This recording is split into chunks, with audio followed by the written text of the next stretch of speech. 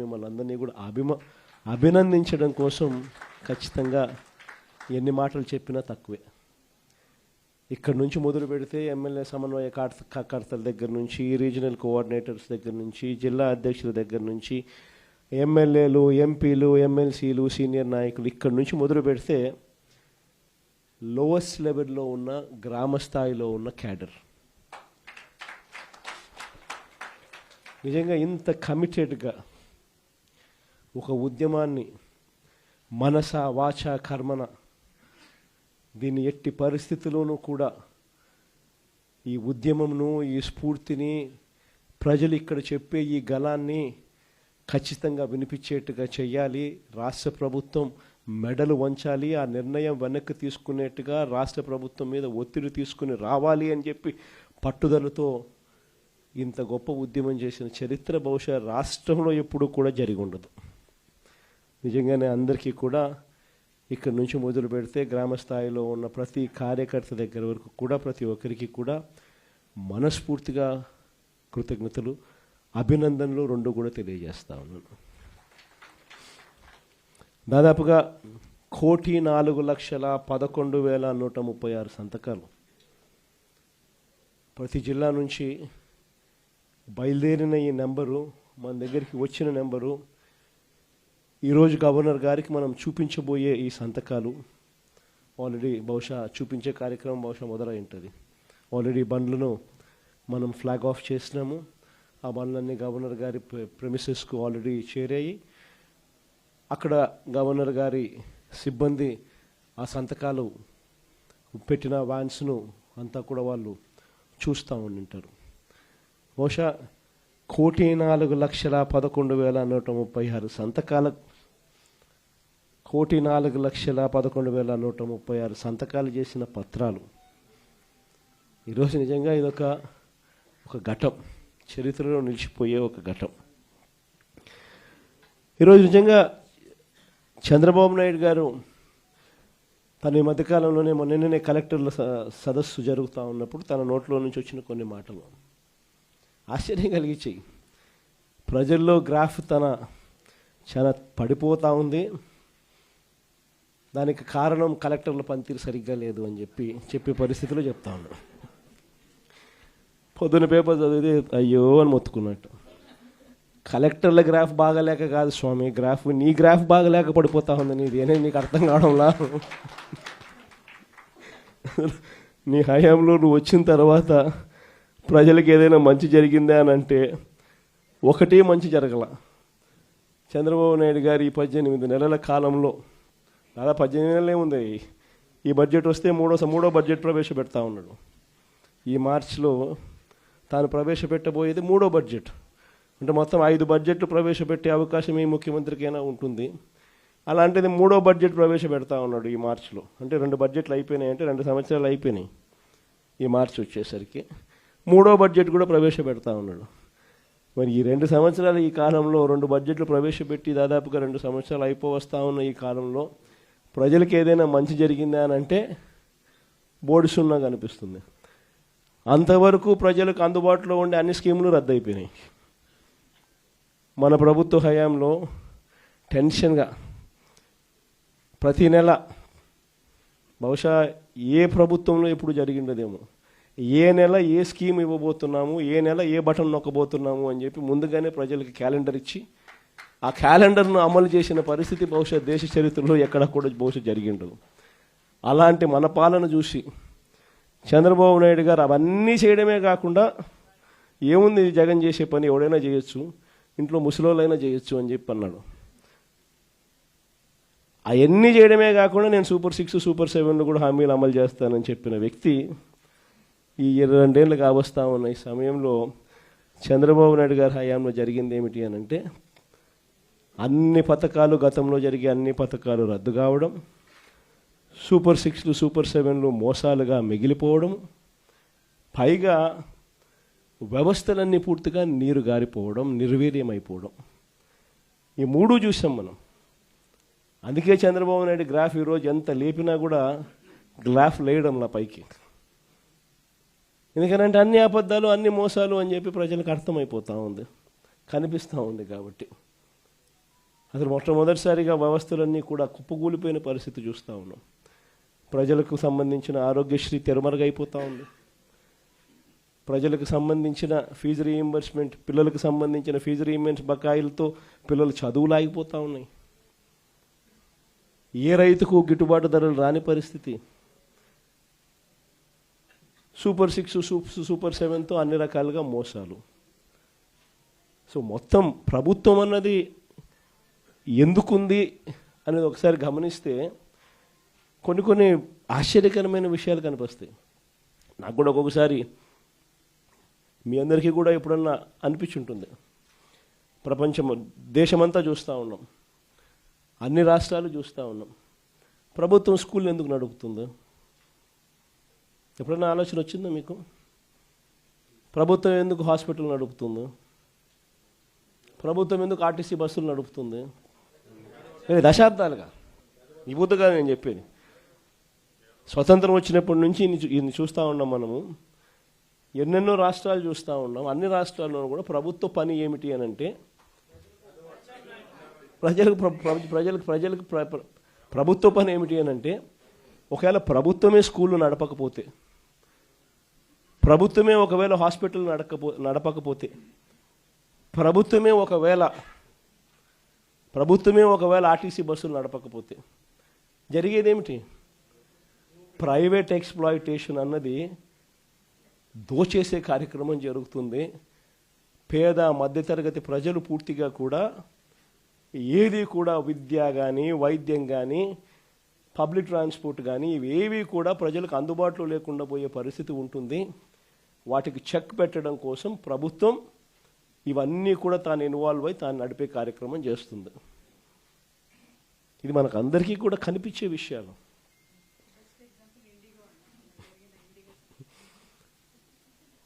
ఒకవైపున అన్ని వ్యవస్థలు, ఒకవైపున ఇక్కడ ఈరోజు చూస్తే అన్ని కుప్పకూలిపోయిన పరిస్థితులే. గవర్నమెంట్ స్కూల్ ఎందుకు నడుపుతా ఉన్నది అని చెప్పి అనుకునే ముఖ్యమంత్రి బహుశా చంద్రబాబు నాయుడు తప్ప ప్రపంచ చరిత్రలో ఎవడు ఉండడు. గవర్నమెంట్ హాస్పిటల్ ఎందుకు నడుపుతుంది అని చెప్పి అనుకునే మనిషి ఒక చంద్రబాబు నాయుడు తప్ప ప్రపంచ చరిత్రలో ఏది ఉండడు. మనం ఉన్నాం కాబట్టి ఆర్టీసీ కనీసం బతికింది. కార్మికులందరినీ గవర్నమెంట్లో విలీనం చేశాం కాబట్టి. మనం విలీనం చేయకపోయినా చంద్రబాబు నాయుడు గారు కానీ వచ్చిందంటే ఆర్టీసీ కూడా ఈ పాటికి అమ్మేసి ఉంటాడు. మొన్నేదో ఆశ్చర్యకరంగా ఆయన నోట్లో నుంచి విన్న పోలీస్ శాఖను కూడా ప్రైవేటైజ్ చేసే కార్యక్రమం చేస్తానని నేను. అసలు ఏ స్థాయిలోకి వస్తున్నాడు అని అంటే లా అండ్ ఆర్డర్ అనేది గవర్నమెంట్ ఎందుకు నడుపుతుందంటే దానికి కొన్ని కారణాలు ఉన్నాయి. ప్రైవేట్ ఎక్స్‌ప్లాయిటేషన్ ఉండకూడదు అని. స్కూల్ ఎందుకు నడుపుతుంది గవర్నమెంట్ అంటే కొన్ని కారణాలు ఉన్నాయి. ప్రైవేట్ ఎక్స్‌ప్లాయిటేషన్ ఉండకూడదని. హాస్పిటల్ గవర్నమెంట్ ఎందుకు నడుపుతుందంటే కొన్ని కారణాలు ఉన్నాయి. ప్రైవేట్ ఎక్స్‌ప్లాయిటేషన్ ఉండకూడదు అని. బస్సులు ఎందుకు నడుపుతుందని అంటే దానికి కారణాలు ఉన్నాయి. దానికి కారణాలు ఏమిటి అని అంటే పబ్లిక్ ట్రాన్స్పోర్ట్ విషయంగా పేదలు ఎక్స్‌ప్లాయిట్ కాకూడదు అని చెప్పి. అలాంటిది ఈరోజు అన్ని రకాలుగా ఈ వ్యవస్థ ఒకసారి గమనిస్తే అన్ని వ్యవస్థలు తిరోగమనమే. మరి అన్ని రకాలుగా వ్యవస్థలు తిరోగమనం. ఇంతకుముందు అమలవుతా ఉన్న పథకాలన్నీ రద్దు. నువ్వు చేస్తానని చెప్పినటువన్నీ మోసాలు. మరి ఇన్ని ఘనకార్యాలు నువ్వు చేసినప్పుడు కలెక్టర్ల సదస్సులో నువ్వు కూర్చొని మీ పనితీరు బాగలేదు కాబట్టి ఆయన ప్రభుత్వం మీద చెడ్డ పేరు వస్తుందని చెప్పి నువ్వు చెప్పడం అంటే అసలు ఇంకా వాళ్ళంతా పోయి తలకాయ బండకేసుకుని కొట్టుకోవాలి. ఆ స్థాయిలో ఈ మనిషి బుర్ర పనిచేయడం లేదు, చంద్రబాబు నాయుడు గారి బుర్ర. నిజంగా ఈరోజు 1,04,11,136 సంతకాలు, ఒక హిస్టరీ. నిజంగా ప్రతి సంతకము కూడా ఎక్కడా కూడా పొరపాటు జరగకూడదని, ప్రతి సంతకము సిన్సియారిటీతో ఈ నిర్ణయం వ్యతిరేకిస్తూ అక్టోబర్ 7వ తారీఖున ఉద్యమానికి మనం కార్యాచరణ చేశాం. మీ అందరికీ గుర్తుండే ఉంటుంది. అక్టోబర్ 7వ తారీఖున మొట్టమొదటి బీజం పడింది. అక్టోబర్ 9వ తారీఖున నర్సీపట్నం మెడికల్ కాలేజీని నేను సందర్శించిన. అక్టోబర్ 7వ తారీఖున ప్రజలకు ఉద్యమం గురించి, కార్యాచరణ గురించి వివరిస్తూ అక్టోబర్ 9వ తారీఖున నర్సీపట్నం మెడికల్ కాలేజీని నేను సందర్శించిన. దాని తర్వాత అక్టోబర్ 10వ తారీఖు నుంచి డిసెంబర్ 10 దాకా ప్రతి గ్రామంలోనూ ప్రతి పట్టణంలోనూ వార్డుల్లోనూ రచ్చబండ కార్యక్రమాన్ని నిర్వహిస్తూ ప్రజలకు ఈ మెడికల్ కాలేజీల విషయంలో ప్రైవేటీకరణ విషయంలో ప్రజలు నష్టపోతూ ఉన్నది ఏమిటి అని చెప్పి సువివరంగా ఎక్స్ప్లెయిన్ చేస్తూ ప్రజలను ఈ సంతకాల సేకరణలో భాగస్వాములను చేస్తూ ప్రజలు ఏ రకంగా చంద్రబాబు నాయుడు తీసుకుంటా ఉన్న ఈ నిర్ణయాల వల్ల నష్టపోతారు, ప్రజలు ఎలా నష్టపోతారు అని చెప్పి సువివరంగా ప్రజలకు ఎక్స్ప్లెయిన్ చేస్తూ జరిగిన కార్యక్రమం ఇది. నిజంగా ఒక ప్రైవేట్ మెడికల్ కాలేజ్ జిల్లా కేంద్రంలో ఒక గవర్నమెంట్ మెడికల్ కాలేజ్ ఒక జిల్లా కేంద్రంలో వస్తే అక్కడ ఉట్టి మెడికల్ కాలేజీలో ఉన్న సీట్లే కాదు, ఆ సీట్ల వల్ల లోకల్గా మన పిల్లలు గవర్నమెంట్ డాక్టర్లుగా అక్కడే కనిపిస్తారు అనేది ఒక ఆస్పెక్ట్ అయితే, ప్రైవేట్ కన్నా తక్కువ ధరకే మన పిల్లలు చదివి బయటకు వచ్చే పరిస్థితి ఉంటుంది అన్నది ఒక ఆస్పెక్ట్ అయితే, అన్నిటికన్నా ఇంకా పెద్ద ఆస్పెక్ట్ ఏమిటి అని అంటే ఈ మెడికల్ కాలేజీల వల్ల వీటితో పాటు వచ్చే టీచింగ్ హాస్పిటల్ వల్ల ఆ ప్రతి మెడికల్ కాలేజీ వల్ల ఆ టీచింగ్ హాస్పిటల్ వల్ల ఏకంగా మల్టీ స్పెషాలిటీ సూపర్ స్పెషాలిటీ సేవలు ప్రజలకు ఉచితంగా హాస్పిటల్లో అందుబాటులోకి రావడం. అంటే మా కడప అయితే ఫర్ ఇన్స్టెన్స్ ఒక ఎగ్జాంపుల్ బహుశా ఏది తీసుకున్నా కూడా ఇదే మాదిరిగానే ఉంటుంది. ఒక జిల్లా కేంద్రంగా ఒక మెడికల్ కాలేజ్ తీసుకొచ్చినాం అంటే ఒక 70 కిలోమీటర్లు ఇటు అటుగా మొత్తం జిల్లాలోని అన్ని ప్రాంతాలు కూడా కనెక్ట్ అవుతాయి. అక్కడ ఒక మెడికల్ కాలేజ్ వస్తే సూపర్ స్పెషాలిటీ హాస్పిటల్ అక్కడనే అవైలబిలిటీలోకి వస్తే ఆ మల్టీ స్పెషాలిటీ హాస్పిటల్ అందుబాటులోకి తీసుకొని రావడం వల్ల ఆ హాస్పిటల్లో ఉచితంగా పేదలకు ఈ సేవలన్నీ అందుబాటులోకి రావడం వల్ల ప్రైవేట్ ఎక్స్ప్లాయిటేషన్ అనేది పూర్తిగా జీరో అయిపోతుంది. రేపు పొద్దున ఎవడు ప్రైవేట్ హాస్పిటల్కి పోడు, గవర్నమెంట్ హాస్పిటల్లో ఫ్రీగా చేసి పెడతా అంటే నువ్వేదో రీజనబుల్గా ఛార్జ్ చేస్తే నీ దగ్గరకు వస్తారు తప్ప నువ్వు 2 లక్షలు 4 లక్షలు 5 లక్షలు అంటే ఎవడొస్తాడు? నీ దగ్గరికి పోవడం కన్నా గవర్నమెంట్ హాస్పిటల్లో మా గవర్నమెంట్ టీచింగ్ హాస్పిటల్లో బ్రహ్మాండంగా ఉన్నారు. అసిస్టెంట్ ప్రొఫెసర్లు అందరూ పోస్ట్ గ్రాడ్యుయేట్స్ చదివిన వాళ్ళు, అసిస్టెంట్ ప్రొఫెసర్స్ అందరూ post graduate students, lecturers, medical వృత్తిలో డిగ్రీలు పొందిన వాళ్ళు బ్రహ్మాండంగా ఫ్రీగా ట్రీట్ చేస్తా అంటే నీ దగ్గరికి ఎందుకు వస్తామయ్యా అని చెప్పి ప్రైవేట్ ఎక్స్ప్లాయిటేషన్కు పూర్తిగా చెక్ పడే కార్యక్రమం. ఈ వివరాలన్నీ కూడా సువివరంగా ఈ రచ్చబండ కార్యక్రమాలలో ఎక్స్ప్లెయిన్ చేస్తూ ప్రజలను భాగస్వాములను చేస్తూ వాళ్ళ సంతకాలు తీసుకుంటూ ప్రతి ఒక్కరూ వచ్చి స్వయంగా ప్రతి పేపర్ మీద సంతకం పెట్టి వాళ్ళ టెలిఫోన్ నెంబర్ కూడా రాసి ఏమాత్రం భయపడకుండా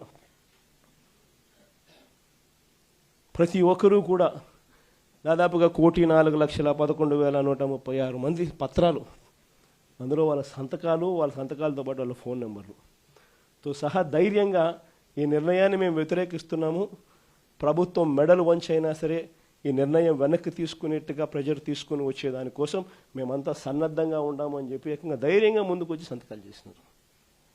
ఈ కార్యక్రమం అక్టోబర్ 10 నుంచి డిసెంబర్ 10 వరకు జరిగింది. నవంబర్ 12వ తారీఖున నియోజకవర్గ కేంద్రాలలో ర్యాలీలు నిర్వహించడం. 175 నియోజకవర్గాలలో కూడా నవంబర్ 12వ తారీఖున జరుగుతూ ఉన్న ఈ కార్యక్రమానికి ప్రజల్లో ఇంకా అవేర్నెస్ క్రియేట్ కావడం కోసం అని చెప్పి ప్రతి నియోజకవర్గంలోనూ నవంబర్ 12వ తారీఖున ర్యాలీలు నిర్వహించడం. మళ్ళీ ఈ నెల 10వ తారీఖున డిసెంబర్ నెల 10వ తారీఖున మళ్ళీ 175 నియోజకవర్గాలలో ర్యాలీలు నిర్వహిస్తూ ఈ బండ్లను జిల్లా కేంద్రాలకు పంపించే కార్యక్రమానికి శ్రీకారం చుట్టాం. మళ్ళీ ఈ నెల 15వ తారీఖున జిల్లా కేంద్రాలలో కూడా ఇదే రకమైన ర్యాలీలు నిర్వహిస్తూ ప్రజల్లో అవగాహన అవేర్నెస్ క్రియేట్ చేస్తూ ఇక్కడ నుంచి జిల్లా కేంద్రాల నుంచి ఏకంగా ఈ బండ్లు మన దగ్గరికి వచ్చే కార్యక్రమానికి శ్రీకారం చుట్టడం జరిగింది. దాని తర్వాత ఈరోజు మీ అందరి సమక్షంలో మళ్ళీ మనం ఇక్కడ నుంచి బండ్లను గవర్నర్ గారి దగ్గరికి పంపించడం, ఆయనకు చూపించడం కొరకు పంపించడం రెండూ చేస్తున్నాం. గవర్నర్ గారికి ఒక్కసారి పత్రాలన్నీ చూపించిన తర్వాత, ఆయనకు చెప్పిన తర్వాత, చూపించిన తర్వాత ఈ పత్రాలన్నీ కూడా కోర్టు ద్వారాలు కూడా తడతాయి.